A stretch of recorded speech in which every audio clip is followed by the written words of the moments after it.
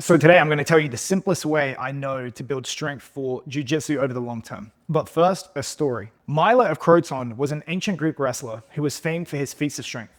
One of the most famous stories about him is when he picked up a newborn calf and carried it on his back.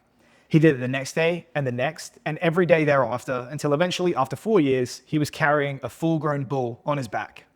He was the first ever guy to use what is known as progressive overload in the strength training world. You lift something heavy, your body will adapt by getting stronger. You come back and lift a little bit more and keep doing that again and again. And eventually you're going to be much stronger than when you started. Unfortunately, what they leave out of the story is that it doesn't really work like this in the real world. Let's say you're 18 years old and you can squat 135 pounds, one plate per side. Most people should be able to do that. You decide to squat every day and progress a load like Milo of Croton. So thanks to micro plates, the smallest increment that you can load a barbell is 0.5 pounds or about 250 grams a day. In 1 year, you're squatting 315 pounds. Impressive after 1 year of training. By year 2, 500 pounds. You're now among the top 1% of people to ever pick up a barbell.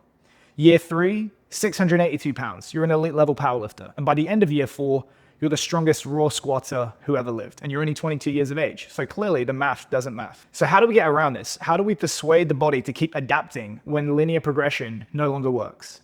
In a word, volume. We need to alternate periods of lifting when we work at lower percentages of 1 rep max, but for higher total reps per session. Then gradually increase the intensity over time, dropping the reps as we go. Then back to volume, then back to intensity, and so on, back and forth. Lower intensity, higher volume training offers a lot of benefits that we can't achieve if we're always chasing more weight. So we need both in our training plan. And here's a super easy way to automatically include and progress both in your lifting. You're going to pick a big compound lift like a bench squat, deadlift, row, you name it. You're going to start with an appropriate strength rep range, somewhere in the region of 5 to 8 reps. And you're going to perform 3 total sets to technical failure, which is when your technique starts to break down.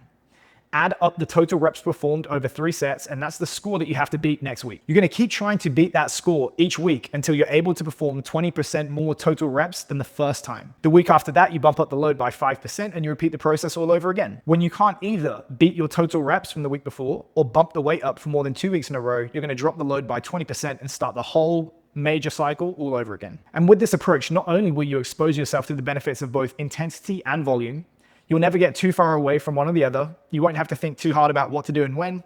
And you'll also make much more sustainable progress because that Milo of Croton event where you hit the ceiling is pushed much further into the future with this approach compared to linear progression. Coincidentally, a variation of this method forms part of our strength training progression inside of jitsu programming, which along with developing all other important physical qualities helps to build strength for jiu-jitsu. jitsu.net if you'd like to give it a try. Thanks.